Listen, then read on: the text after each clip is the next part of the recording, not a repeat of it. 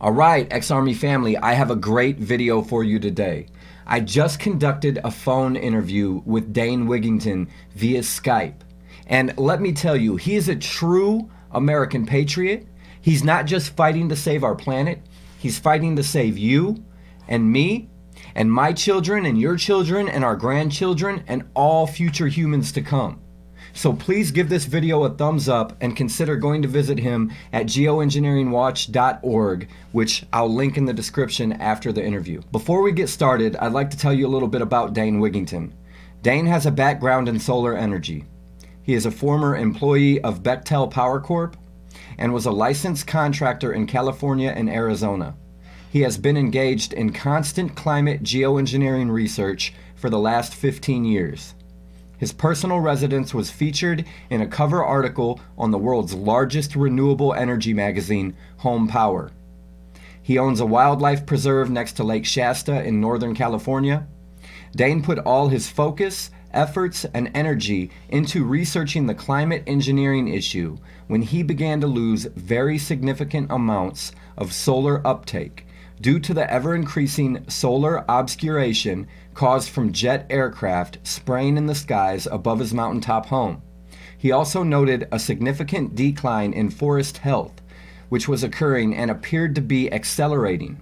Extensive testing and research into geoengineering issue was commenced and has continued since 2002. He is the lead researcher for www.geoengineeringwatch.org and has investigated all levels of geoengineering, from stratospheric aerosol geoengineering, SAG, to solar radiation management, SRM, to ionosphere heater facilities like HARP. Dane has appeared on numerous films and radio interviews in an effort to educate the public on the extremely dire environmental and health dangers we face from the ongoing global climate intervention programs. Dane lives in Shasta County, California. Wow, what a beautiful area. Look at that. But let's get into the interview. I hope you guys enjoy this. Make sure to hit that thumbs up. Yeah, and then I just wanted to talk to you in general, and also the closest people in my group. They submitted about 15 questions they wanted me to ask you, and if you have time, I'll Absolutely. ask you some of those. Absolutely, I appreciate their willingness to try to explore the issue further, but I'm glad to fill in those blanks. No problem. Okay, so let's start with if you want to know my background. I started my YouTube channel. I built a night vision telescope, and I was looking up at the sky, and as the years have went by, it's gotten to the point where there's only a clear sky about 2 nights out of every 2 weeks. And I found a direct correlation. If there are long contrails or chemtrails, which you said we'd talk about in a minute, if those are in the sky during the day, I know for a fact that at least the next 2 nights I am not going to be able to stream the sky.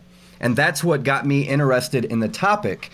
And I decided to tackle it first from a skeptic's point of view.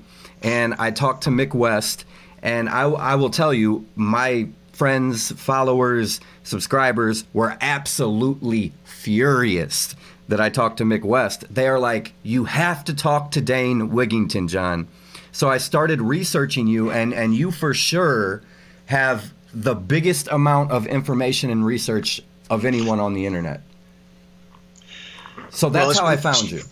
It's been my life for 15 years, and it's certainly not a job I wanted, but I had a background that was helpful for this issue, and I simply, my conscience will not allow me to look the other way. Awesome. What did you mean by we don't call them chemtrails?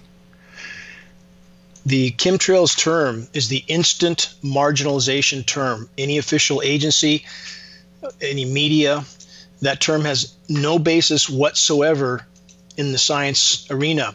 So although I know it's a descriptive term and it may be useful in private conversation, it is absolutely extremely harmful to the credibility of the cause to try to make any mention of that term in the attempt to pass this information on to others. And there's more to that. If you're trying to introduce this issue and you pass that term on and someone goes back and Googles that term, they'll go straight to conspiracy theory and hoax. Yeah. If you stick to the science terms, climate engineering, geoengineering, solar radiation management, you will find science, you will find hard data. And what you will see, Jonathan, is all the disinformation sites and sources will try to exclusively use that term. They won't use the science terms because they don't want people to search the science terms and find out that there is absolutely a basis to this issue. So again, we're playing chess. We need to learn to play well, and using the science terms keeps us on solid, credible ground. Okay, yeah. Okay, so basically using the other term would discredit me and anything I was saying instantly, is what you're saying.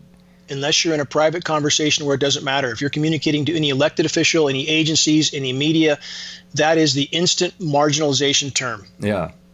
Okay, so what I'm going to start throughout our talk, I'm going to go to some of my friends' questions, because the first thing everybody wants to know is there a way to protect ourselves from the chemicals that they are spraying? In the short term, somewhat. In the long term, no. So let me clarify. Can we and should we attempt to chelate these metals out of our system? Yes, absolutely. How do we know those metals are there? We have lab tests from all over the globe. We have about 70 from Northern California alone. This is what started my journey down this 15-year trench of trying to expose this issue.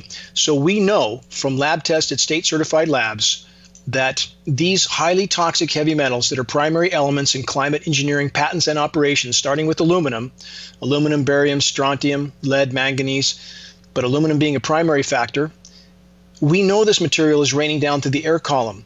Our lab tests prove it. And the amount coming down is in massive quantities. And you'll hear disinformation sites and sources say, well, aluminum is very abundant in the Earth's strata, about 8% of the Earth's strata. We would expect to see it everywhere. That is an absolute, blatant, glaring lie. Aluminum, let me say this clearly, aluminum does not exist in the environment in free form, period.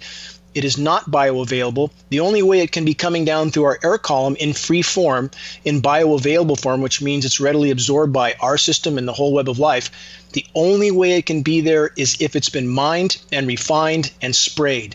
Period. So leading back to your original question, yes, we are being exposed to unimaginably toxic elements. They are absolutely connected to the climate engineering operations. And for example, on the West Coast, where people might say, well, it's coming from China. No, also not true. And this is all information that none of the disinformation sites or sources will volunteer, because they know that would reveal that this issue is in fact ongoing. We have CARB studies, California Air Resource Board studies on the aerosols migrating from Asia. Aluminum, for example, not amongst those aerosols because it cannot migrate across such distances. Only mercury can. So again, we have study and peer-reviewed reports to back up our conclusions at geoengineeringwatch.org. So back to the chelating. Every person, every human subject that we have tested, hair, blood, and urine, they're packed with these metals. Mm-hmm. We have to keep them migrating through our system to keep them from building up because they're bioaccumulative also. So chelating elements, and chelating has to be done very carefully. There are supplements, even common supplements, vitamin C and calcium are chelators. But I would recommend people talk to a nutritionalist. Chelation must be done carefully. You can't do it too aggressively or you will do more harm than good. But to keep these elements moving through our system, to keep us as healthy and sharp as we can while we're fighting climate engineering, because if we don't stop climate engineering, all the efforts to keep our own personal health will not matter. Life on Earth will perish. And I'm not blaming everything on climate engineering. I want to state that clearly. We've been horrible stewards of our planet. This is important to understand and remember. Every form of human activity that alters the energy balance of the planet is a form of geoengineering. It's altering the natural equilibrium and balance that was once here. But that being said, the single greatest disrupting factor we face today, the single greatest threat we face today, short of nuclear cataclysm, is climate engineering. And the list of reasons why is long. But back to, again, your original question. Yes, let's stay healthy. Let's try to chelate, get guidance to do that. But at the same time, we must focus on stopping climate engineering, or nothing else will matter in the very near term. Okay. Here's something myself and a lot of other people are wondering that you might have a great idea about. Do you think that I hate to go down the conspiracy road, but do you think that geoengineering, climate engineering is a necessary evil, or do you think it's part of a greater plan to, say, reduce our world's population to a more manageable number that could easily be, I hate to go crazy on you, but be enslaved? Do you think there's a sinister agenda, or do you think it's a necessary evil? Let me back into this first. I think it should be clear to most who are even slightly awake that the whole conspiracy theory term is very useful to the power structure. And this term is used by all disinformation sources and sites to describe any information that does not correlate with official narratives or that disputes official narratives. So that term is freely used by anyone who is there to protect official government narratives, which we know, anyone who's even slightly awake knows that the one thing we can be sure that our government does in an unimaginably prolific fashion is lie and lie and lie. So that term alone, again, I don't think we should let that bother us or scare us. About geoengineering, this is also important. It is a very, very complex scenario that's being carried out in our skies. There are many, many agendas and many layers to those agendas. So to try to answer your first question, is there anything benevolent in these programs? The answer is an absolute resounding no. No, there is no benevolence, but it's important to remember, even though these programs are ultimately about power and control with many agendas, those carrying out these programs, military members and so forth, are being told what they're doing is for the greater good. Jonathan, much like the pilots in Vietnam who sprayed their comrades on the ground with Agent Orange were told this is for the greater good, much like the soldiers that dropped depleted uranium bombs in areas where their fellow soldiers were operating, contaminating them forever, and all the civilians, same thing. They're told this is for the greater good. So back to climate engineering, primary agendas. And again, there are many more, but you have an ionizing of the atmosphere that makes the atmosphere more electrically conductive, more conducive for various forms of communication, more conducive for over-the-horizon radar, electromagnetic pulse offense and defense. But going back to more core issues, going back to when these programs started and first fully deployed right after World War II, the coming greenhouse gas buildup, and this is not about Al Gore or carbon credits, but the damage being done to the planet. These gases don't float out into outer space. We live in a fishbowl. Yeah. They build up. So in the attempt to mask the severity of what was happening from the public and to use weather as a weapon, and that's very critical. Weather warfare is a matter of historical fact. It's not opinion. So in order to use weather as a weapon, in order to mask the consequences of manipulating the weather, and in order to keep business as usual, to keep power consolidated, to use this power, this covert weapon of war, which again, weather warfare is their crown jewel. It's the crown jewel of the power structure because they can destabilize and topple nations without those nations ever even knowing they went to war. We have many examples of this, not just Vietnam, but we have countries like Iran stating on the record in recent years that NATO weather modification programs are cutting off their precipitation. That's another subject. But the bottom line is dozens and dozens and dozens of countries have been brought to their knees by weather warfare without those countries even knowing they went to war. So this was a covert weapon of the power structure. They needed to mask the severity of biosphere implosion from the public because otherwise the public might not support this activity. Of course, they wouldn't support it. So you have those two aspects, weather warfare, masking the severity of damage under the planet while doing even more damage at the same time. To your other question of eugenics, these elements are highly toxic. Those in power know how toxic they are. They know it affects our cognitive ability, our ability to think clearly.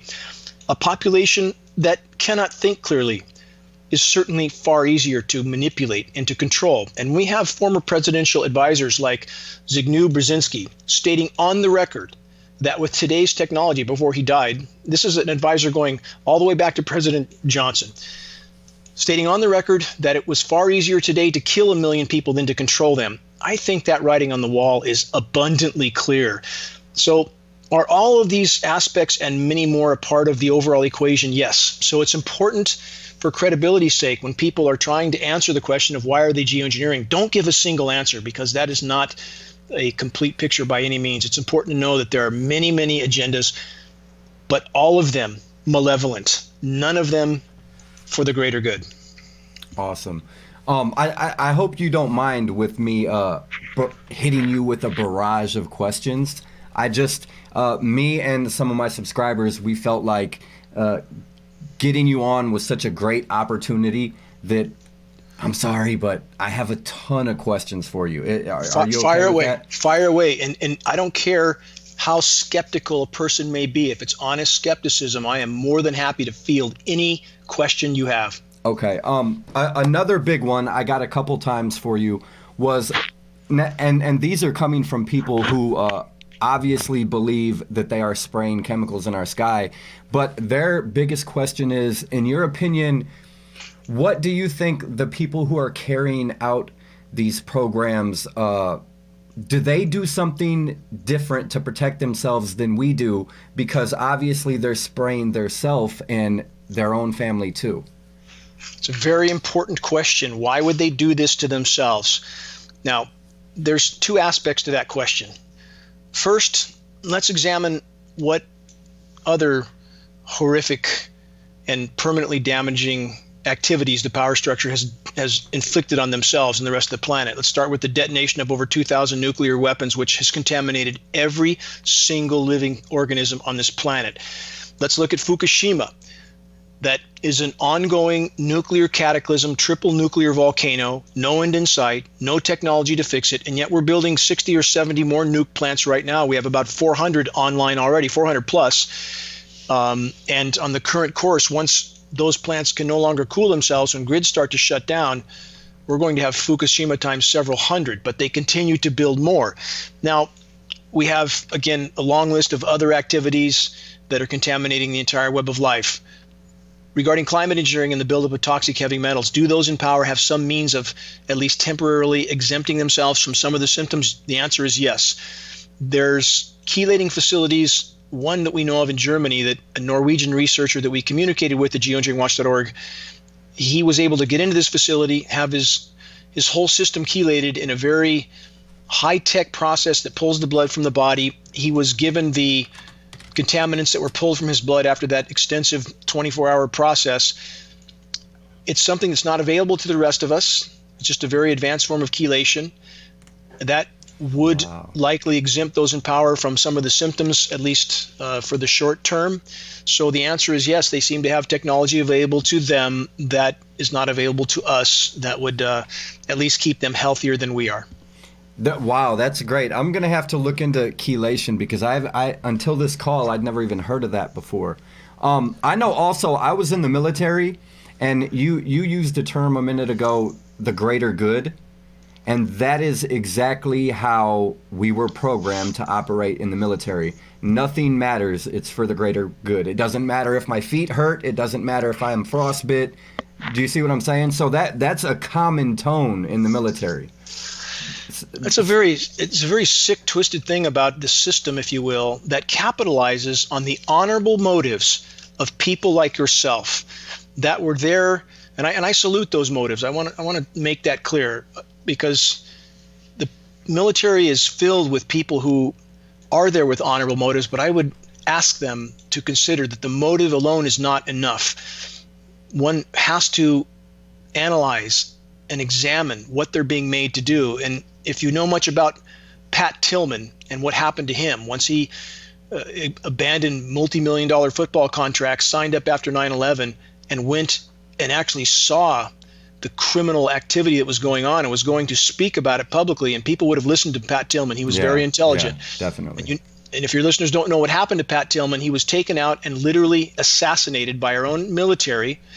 A big smoke and mirrors facade occurred, claiming it was a military or a foreign occupying force ambush, and they burnt all his personal materials. I mean, it is an absolute crime. Any quote unquote true patriotic American should be absolutely unimaginably infuriated at what was done to him, and yet we hear nothing. So thank you for sharing what you went through. And this whole process, this military industrial juggernaut of total insanity that's about empire. It's not about freedom. It's not about democracy. It's about empire. And the empire doesn't care any more about the American citizens than it does foreign citizens. So I think the climate engineering, back to that issue, they are dumping daily millions of tons of toxic nanoparticulates. And by the way, the smaller the particulate, the more harmful it is. These are nanoparticulates. And we mentioned, just to back up on one thing, Jonathan, how we all know how toxic, most people know how toxic aluminum is. They know how toxic mercury is.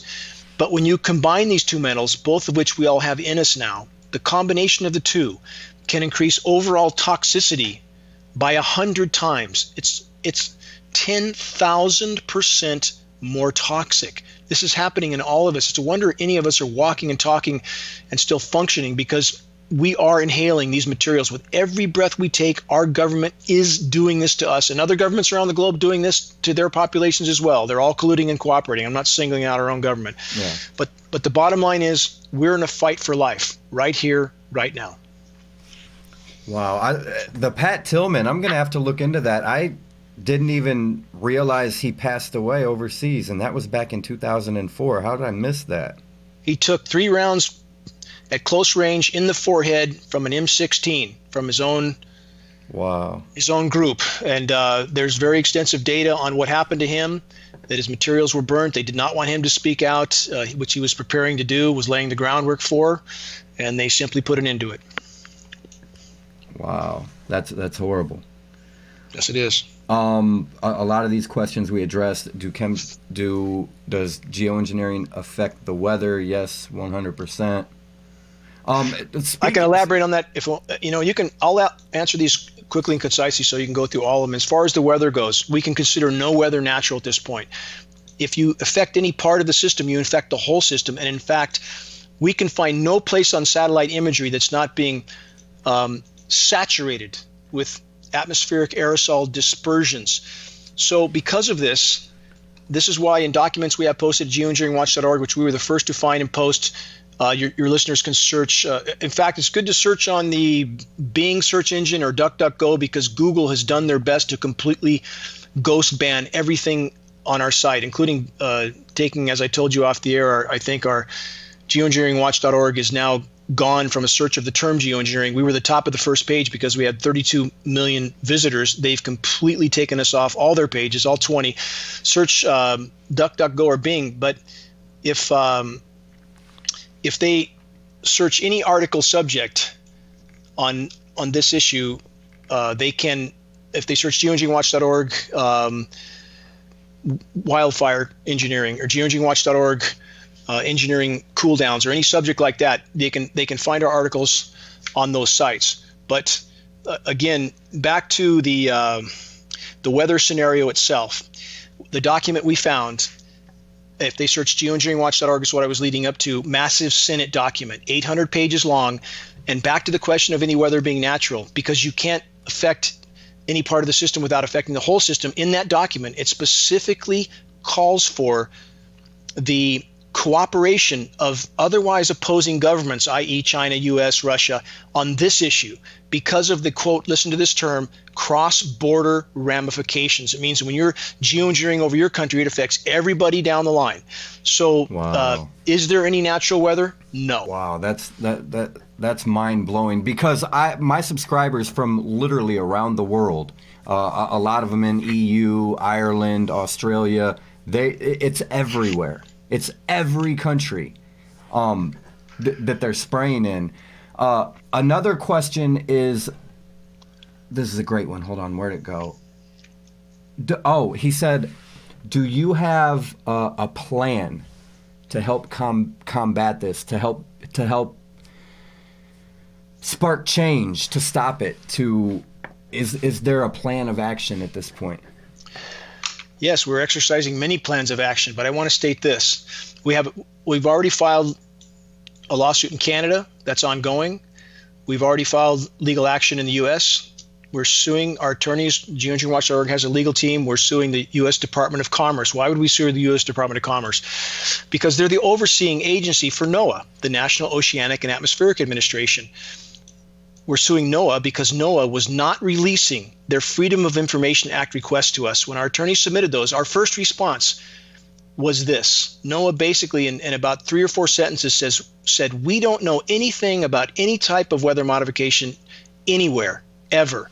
Wow. I mean, consider what an absurd statement that is when NOAA is required to sign off on about 300 plus state and regional weather modification programs in the country every single year. And they had the audacity to tell us they don't know anything about any of this. When we sued them, then we got some of our FOIAs back. And I'll get back to the plan in a moment, but here's what some of our Freedom of Information Act requests have already exposed to us. That the so-called weather forecast that the local meteorologists are giving are simply a script. That forecast is passed down from the very top, and the very top in this case is Raytheon, private defense contractor Raytheon, that does all the weather modeling for the National Weather Service and NOAA. So you have the geoengineers, which Raytheon is, patent holder and active geoengineering participant. They're the foxes running the henhouse. They have to pass down the quote-unquote forecast because, in fact, it's the scheduled weather. That's why the local meteorologists who are reading scripts, again, we know this. I'm not speculating. Yeah. And I don't want anybody on anything I say, by the way, don't believe anything I say. Please don't believe me. Please investigate the data that's posted on our site. So we have the local meteorologists reading scripts, and that's how they know days in advance that it's going to be, quote, mostly sunny. We hear that so often, mostly sunny, where there's not a natural cloud in the sky. It's all jet aircraft aerosol dispersions. Now, many would ask, well, why aren't some of the meteorologists speaking out? Why aren't NOAA scientists speaking out, or National Weather Service? Because there's an illegal federal gag order on all of them. Not only do they have no First Amendment protection, but there's an illegal federal gag order. So for those all the disinformation sites, Jonathan, and sources that would try to have us believe that nothing's true except the official narrative. If you don't believe the official narrative, you must be in need of some sort of, psychiatric help. That's their job, to try to marginalize people with that sort of stigmatizing, while never referring to the science terms, while never citing the science facts, while never bringing up issues like, oh, by the way, there's an illegal federal gag order on all the National Weather Service and National Oceanic and Atmospheric scientists. Why in the world would you gag the weathermen if you didn't have something very, very big to hide? Yeah, and also that's just like those YouTube compilation videos where every reporter around the country says the same exact sentence. Have you seen those on YouTube? Absolutely scripted. You're exactly right. Same. That's what it reminded me of when you said it comes down to the meteorologist. Total scripts. And back to the plan again, for everybody listening, I want to state this, that even our legal efforts are ultimately about critical mass of awareness. I cannot state that term strongly enough. We cannot win this battle without an army of the awakened. We must awaken our military brothers and sisters, most importantly, so that they know they are killing their own, their families, their children. It's not for the greater good. And only by reaching a critical mass of awareness can we accomplish that. And if we do, we will have scientists pouring from every corner that know this is going on. I had a NOAA scientist state to my face off the record, we all know this is going on. We're, quote, alarmed as hell. We don't know what to do. We have no First Amendment protection. It's up to us, the public, to share credible data from a credible source, wake people up around you, ask them to do the same. If we can bring this issue to the light of day, you will see a shockwave around the globe, and the wheels will turn on their own, because ultimately even our legal efforts, and we are working as diligently as we can with the resources and manpower we have, but even our legal efforts are ultimately about reaching a critical mass of awareness. And once we do, the moment we do, there will be a paradigm shift. Our troubles will not be over, but if we can expose and stop climate engineering, we'll have taken the greatest single leap in the right direction we could take. Yeah, and what do you think some of the effects are, which I'm assuming with aluminum, Alzheimer's is probably for sure an effect. I think you mentioned trouble thinking. What What type of effects do you think chemtrails are definitely having right now on the population? I'm sorry, I said chemtrails. I'm going to try to break that habit now that you've awoken me to geoengineering or spraying. What about the term STIs? Is that their term or no? The stratospheric something injection, aerosol injection? That's SAI. Stratospheric aerosol injection. That's a science term. You have cloud albedo enhancement. There's a lot of other acronyms. Now, let me back into this. First, again, we're not speculating, hypothesizing, theorizing about the particulate matter falling down through our atmosphere. It is there. Our lab tests absolutely conclusively prove that. It's there in unimaginably high quantities. We are all inhaling this material. We're not guessing or speculating or hypothesizing about the effects. We have peer-reviewed study to prove that these materials do unimaginable damage to the human system. In fact, cause such a long list of diseases, I can't even begin to go into it here. But as far as cognitive function, we have internationally recognized experts like Dr. Russell Blaylock. In fact, his statements are in our 20-page geoengineeringwatch.org fact and photo summary booklets.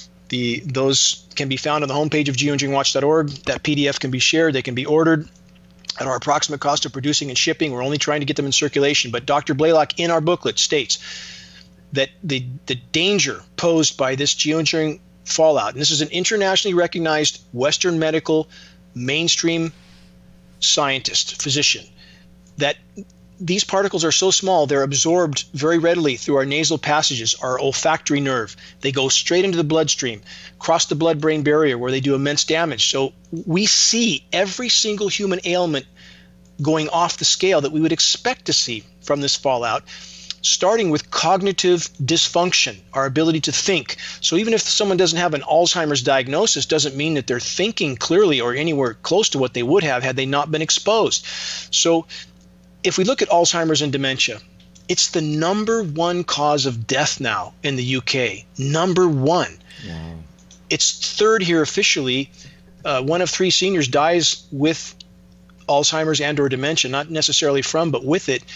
And we see IQs dropping, Jonathan, in the continental US, 6 to 9 points. 6 to 9 points. That is astronomically high. We are getting dumber by the day, and I don't say that facetiously. This is a very real fight for life. So all of this, as I stated in the beginning of this broadcast, serves those in power. So can we say with absolute certainty that climate engineering fallout is causing these types of ailments? Absolutely, positively, yes. Whatever else is in the equation, and I'm not saying there isn't other factors in the equation, other sources of pollution or contamination, we're being assaulted from every direction. But the mathematically single greatest source of these particulate exposures is climate engineering. Yeah, I will definitely agree. All you have to do is go walk around town for a few hours, and I can literally tell a difference from 10 years ago. Do you know what I'm saying? People are just in a walking dream everywhere I go. They don't know what's going on around them. Do you understand what I'm saying? It's horrible. It's horrible. It is. You shared me, I believe it was off the air, that you're searching the skies at night and seeing the obscuration. You couldn't see as clearly. Now, if I could share my background, how I got into this, I have a background in solar power. I work for Bechtel Power. They're the largest engineering firm in the world. I was working in the renewable energy aspect. My off-grid home, I have wind, solar, and hydro. It was the cover of the world's largest renewable energy magazine. When I built this home in Northern California, expecting to be under clean, clear skies, I was losing massive amounts of my solar uptake on many days because of whatever these aircraft were emitting. No natural clouds in the sky. Now, I couldn't imagine something on this scale could be going on without me knowing about it, especially given my background, but I began to test the precipitation to see if the elements named in climate engineering patents were in the precipitation. I didn't want to find it there because I knew it would change the course of my life, and so it did. Yeah. The last 15 years I've been in this trench because I can't do otherwise. My conscience will not let me do otherwise. But the bottom line is, it cannot be, it is not condensation obscuring our skies, losing 60, 70, even 80% of my solar power uptake. That is absolutely not condensation. And I would ask your listeners to consider this. Again, not to believe anything I say, but to use their own sense of reason. when we see one aircraft leaving a trail from horizon to horizon next to another leaving nothing, something is clearly wrong. When we see an aircraft, and we have up-close film footage of tankers, military tankers, C-17s, KC-135s, KC-10s, nozzles visible, turning on and off, film taken from behind the aircraft from other people that remained anonymous. That's clearly a spray dispersion. We have up-close photographs of the nozzles, retrofit nozzles mounted on the pylon, aimed into the exhaust jet stream to make it look like, quote, condensation. So when those from academia try to claim that, well, it's just the plane entering different layers of the atmosphere, atmosphere is layered horizontally, not vertically. So when you see a plane flying horizontally and a trail shutting on and off, it's not entering different vertical layers of the atmosphere. The atmosphere doesn't layer that way. And I know the disinformation sites will try to say that the temperature varies from 50 feet to 50 feet.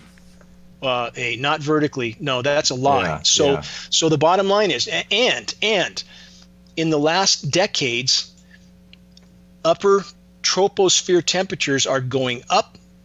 Atmospheric RH, relative humidity, is going down.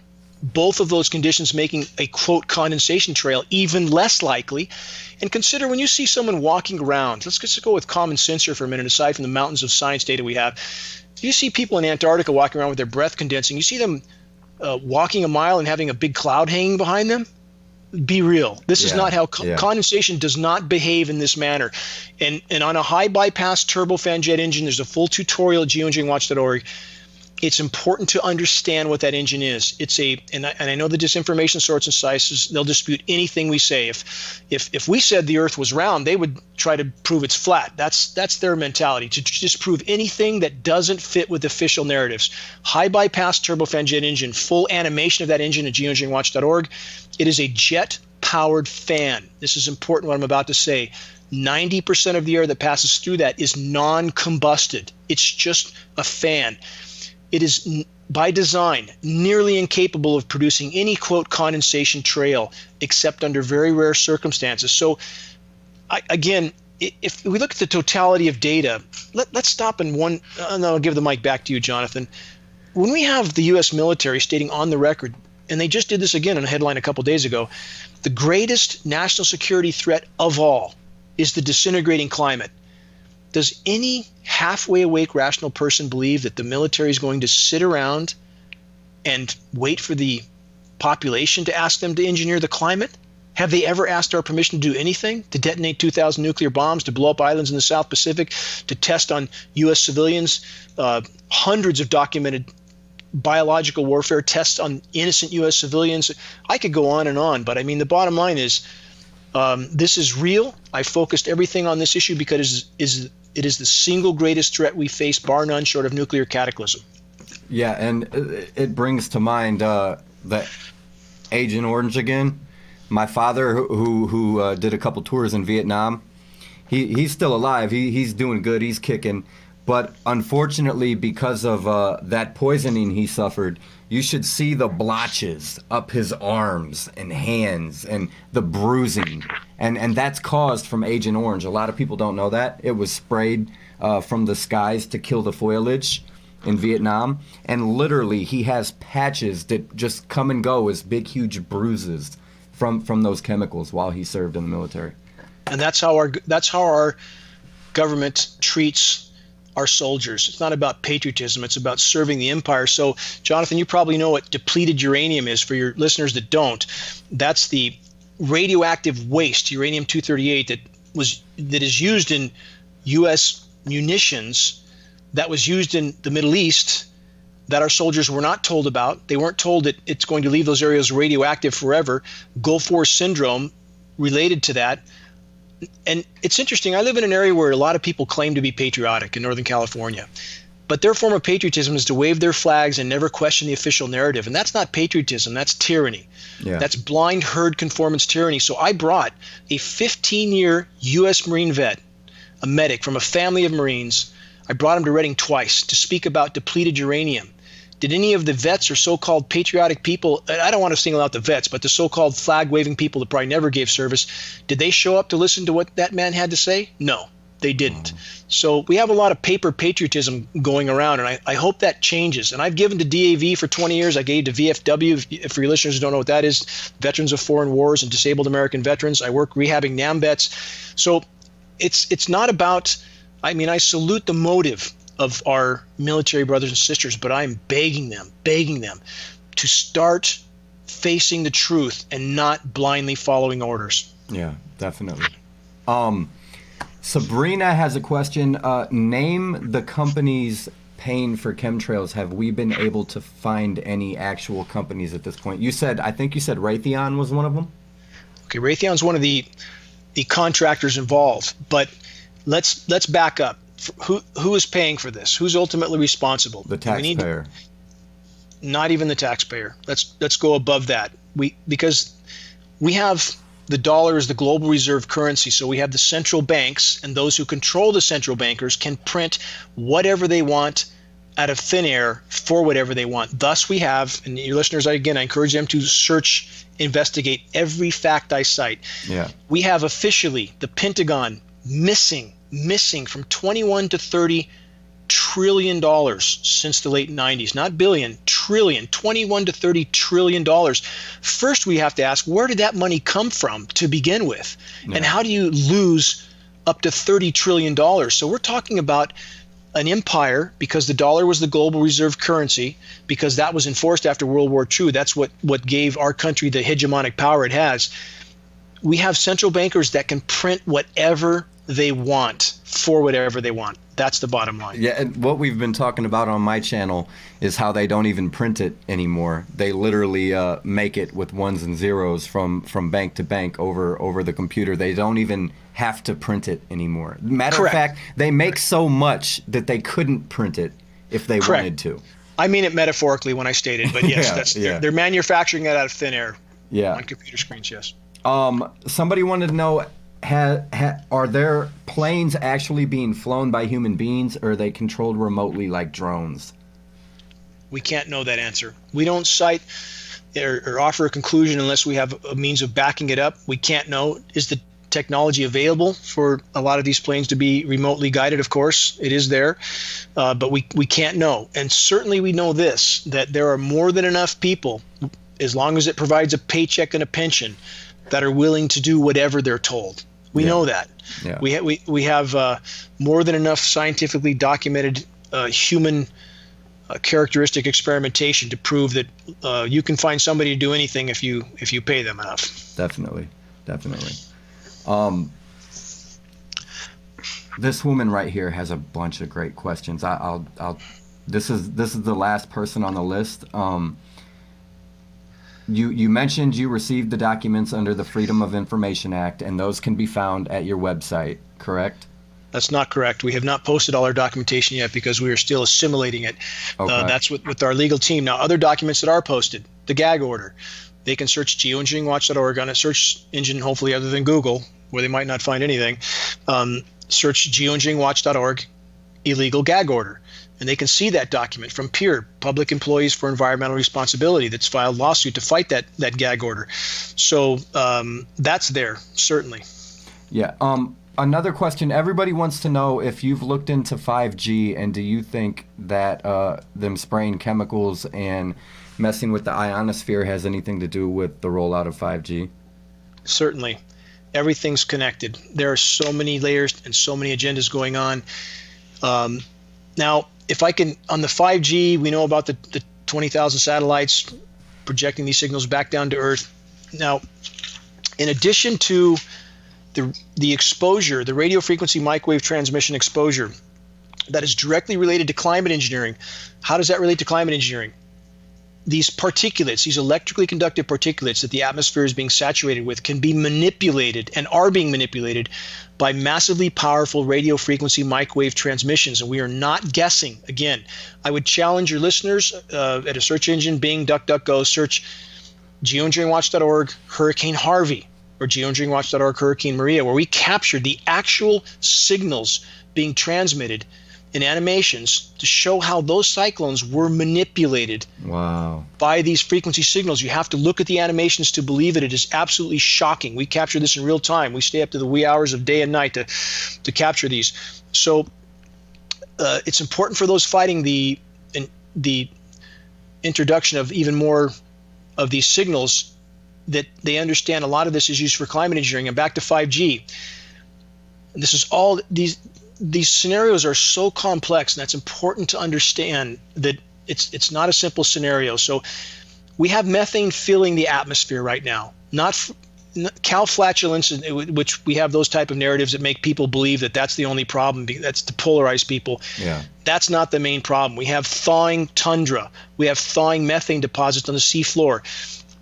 Bermuda Triangle, Jonathan, you certainly know about the ship sinkings, the airplanes, and so forth, right? Definitely. This is methane release from the seafloor because the oceans are warming, and formerly frozen methane clathrate and hydrate deposits on the seafloor, when those fields destabilize because of rising temperatures, they release in entirety. So it aerates the water, huge sections of oceans like a bottle of champagne. The ships have no buoyancy. Wow. They sink to the bottom intact. You follow me? Yeah. Same with the planes. Methane, even as it's migrating into the atmosphere because it's lighter than air, it can kill a prop-driven engine, thus some of the planes that have gone down. So the point I'm making, back to 5G, methane is thawing, expelling, releasing into the atmosphere. Methane over a 10-year time horizon is from 100 to 120 times more potent than CO2 as a greenhouse gas. So methane is literally covering the planet right now like a layer of glass. In the desperate and destructive attempt, yet one more layer of geoengineering insanity, to degrade some of that methane, not for the greater good, but to try to keep business as usual, they are trying with two projects, Project Lucy and Alamo, those are acronyms, to microwave the atmosphere, back to the 5G signals and possible other uses of them, to molecularly degrade the methane, to slow down that buildup of greenhouse gas. And what destruction might these programs cause? So like the pharmaceutical quote unquote treatment, for the human body, that's what they're doing for the planet. So you are prescribed one thing for one symptom, and by the way, here's 50 other side effects, and here's 50 other pharmaceuticals for those symptoms, and so on until the host dies. And that's the sort of mentality we're dealing with. So 5G may be also related, in addition to being a crowd control frequency, which you probably know that, right? Yeah, definitely. It's actually stronger. It's a stronger frequency than what the military is currently using for the crowd control sonic weapons, which should be shocking enough to people. Yeah. So aside from that, then there may be applications that are part of Project Lucy and Alamo to degrade the methane buildup in the atmosphere. And why is that so important? Because mathematically, on the current course, on the current trajectory, some of the frontline polar scientists have calculated that our oceans, if this methane release and buildup continues, the oceans on the planet would boil by 2080. Our planet would look like Venus by 2100. Now, let's calculate that. And again, I would ask your listeners to search everything I state. The energy buildup in the planet right now, the thermal energy buildup, the heat buildup, is equivalent right now to 4 to 5 to the heat contained in 4 to 5 Hiroshima atomic bombs per second. Wow. Per second. That's 400,000 per day. Most of that heat has gone into the oceans. So again, I want to state, I'm not an Al Gore fan. The environmental groups have been unimaginably hypocritical. They won't touch this issue because they're afraid of losing their 501c3 nonprofit.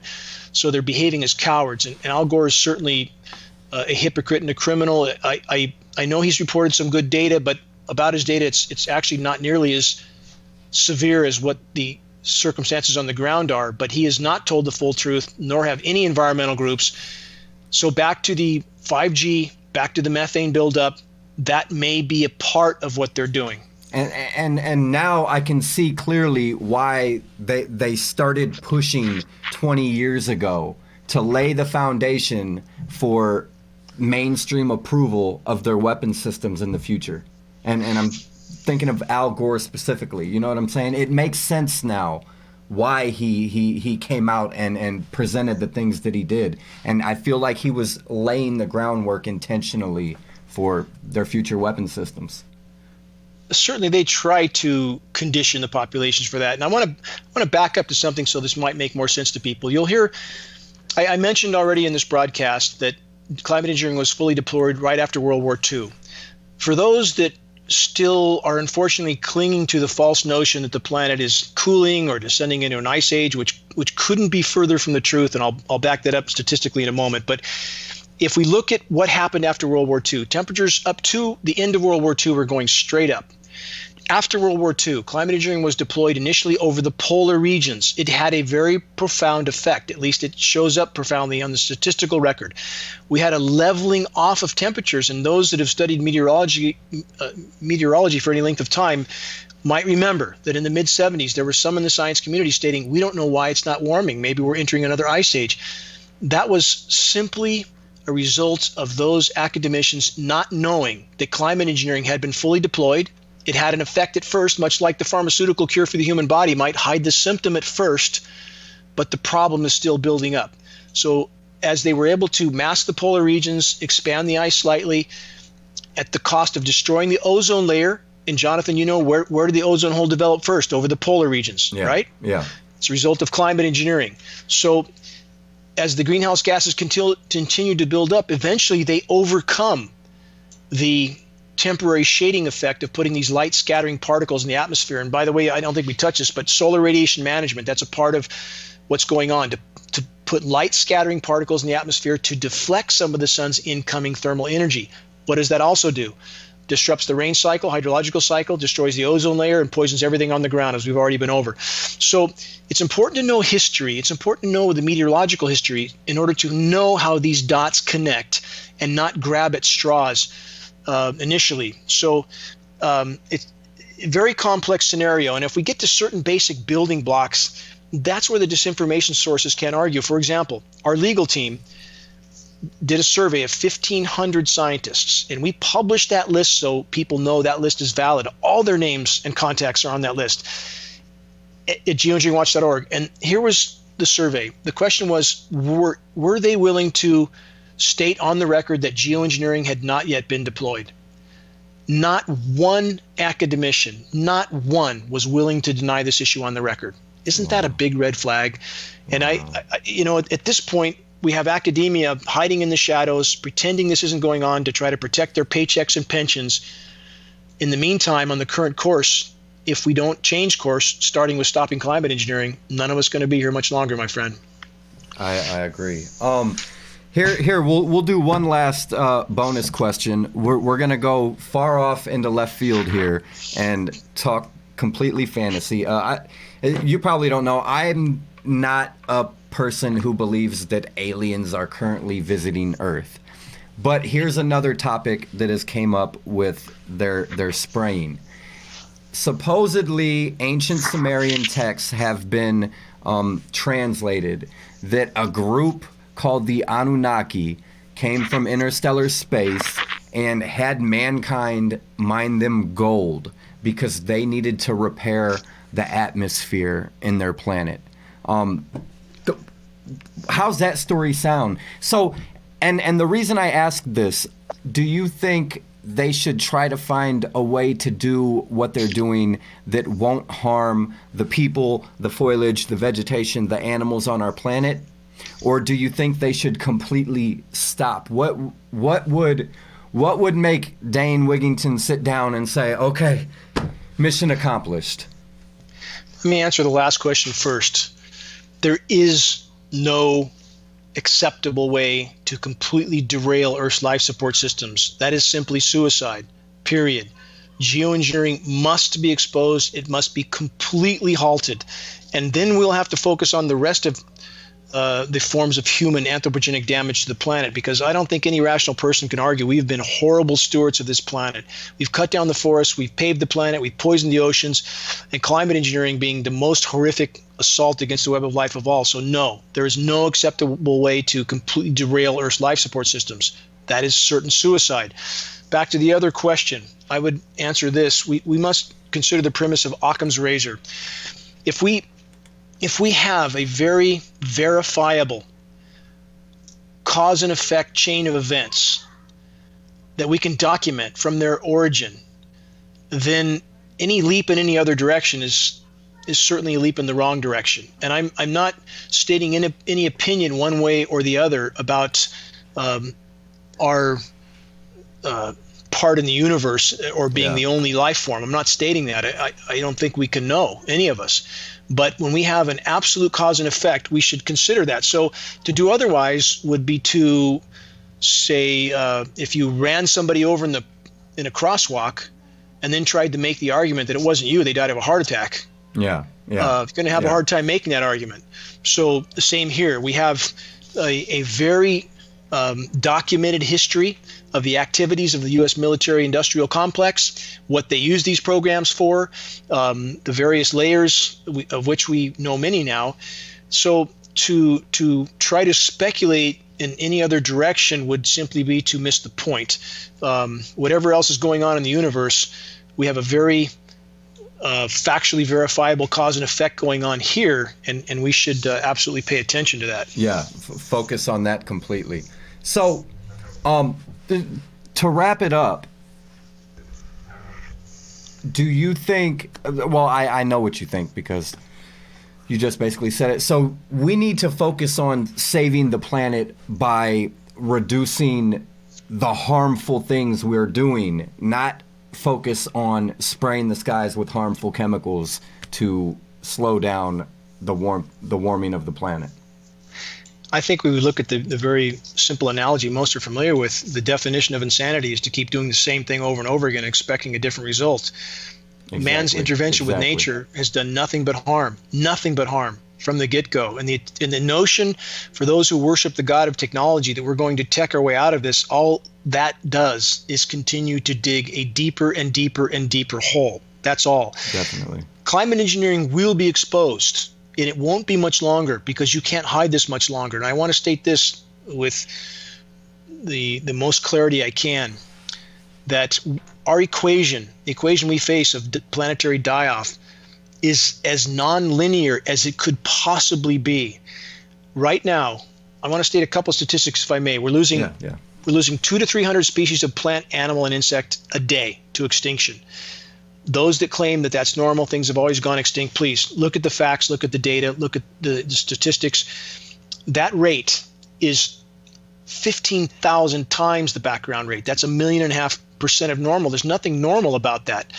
The current rate of wildlife loss, we've lost 60% of Earth's wildlife in the last 40 years, 60%. Wow. And we're watching political theater. And for those, I don't care what side of the fence you're on. If you're caught up in the political theater, you're missing the point. That's orchestrated theater, and I don't care what your political stripe is. Don't care. So on the current trajectory, at the current rate of species wildlife loss, we are at 0 hour, nothing left, no wild invertebrates left on the planet. By 2026, game over for everyone. No habitat, no humans. Shouldn't we be talking about that? I mean, we are literally, we have leapt off the 100-story building and are passing the second floor, and the sidewalk is next, and the landing's not going to be soft. So again, from every direction, we have converging cataclysms. We have the oceans dying, oceans die, we die, forests dying, forests die, we die, insects dying. We were the first to publish that at geoengineeringwatch.org. We were the first major source to publish that nearly a decade ago. 80% of the insects had vanished from Northern California. And the science community tried to marginalize our work. And what are they saying now? Oh, yep, it was true. 80 to 90% gone, dead. Yeah. Now, I have friends that are beekeeps and literally doing everything right. The bees aren't even able to function well enough to preserve their own hive during the winter. And they said year by year, it's getting worse. And probably what they're spraying in the skies have a lot to do with the bee die-off. Let me answer that question, and an answer that your listeners, I hope every single one of them looks this up. I want them to go to a search engine. Again, they can try Google, but if that doesn't work, go to Bing or DuckDuckGo. Search bees aluminum. So what we also stated at geoengineeringwatch.org nearly a decade ago, that the biggest factor was the climate engineering fallout, starting with aluminum. Now, nearly 10 years later, actually it was 2 years ago, we got the bee report. So now we have peer-reviewed study to prove what we said at geoengineeringwatch.org, that the bees are dying of massive aluminum exposure They are dying of symptoms that resemble Alzheimer's and dementia in a human being. So everything you just stated about what your friends, the beekeepers, are experiencing is exactly correct, and aluminum is the core causal factor of what's happening to the bees. And it's not just aluminum, there's other toxic heavy metals as well, but I implore your listeners to search bees aluminum. They will find peer-reviewed science study to prove that the bees are dying of massive aluminum exposure. Wow. Yeah, I'm definitely going to look that up as soon as we get off the air. I'm going to put all your links in the description of this video, your YouTube, geoengineeringwatch.org. What is the best way that my listeners can show support to you and your cause? What can they do to help? They can sign up on our YouTube channel. They can help to share our data, because our posts are not going out to our subscribers. It has to be, they have to go to extra effort to share and so forth. But our only goal is to share credible data from a credible source. We're non-political at geoengineeringwatch.org. And again, I want to state this clearly. If our combined efforts can help us reach a critical mass of awareness, at that moment, so many wheels will turn on their own. People ask, what happens then? What happens then is people in every arena, including the legal arena, including military brothers and sisters, all realize that their days, their families' days are numbered. That if we don't stop this, that it's game over in the near term, and we must reach that point. As soon as we reach that point, again, so many wheels will turn on their own. If we can expose it, we can stop it.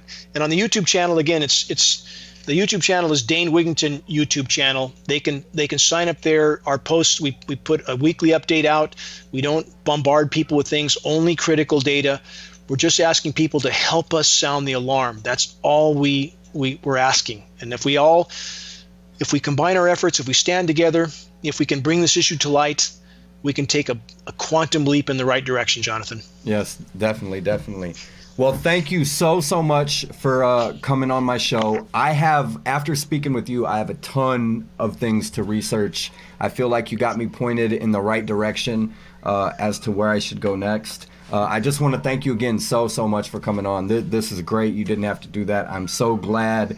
And you are a true patriot. And we all appreciate the work that you're doing for us, for our planet, for future generations. When I mentioned to my people that you were going to come on the show, they were absolutely so excited. The comments, I've never got so many questions and comments on a post. So people love what you're doing, and we all thank you. And I'm sure a lot of my viewers are going to come over and show their support to you. It's a team effort. I'm just trying to do my part. I'll stay at my post till my last breath. I promise that. So my gratitude to you, to your listeners, and if we all stand together, we can still accomplish profound good, even at this late hour. Thank you so much. JonexArmy signing out from the belly of the beast.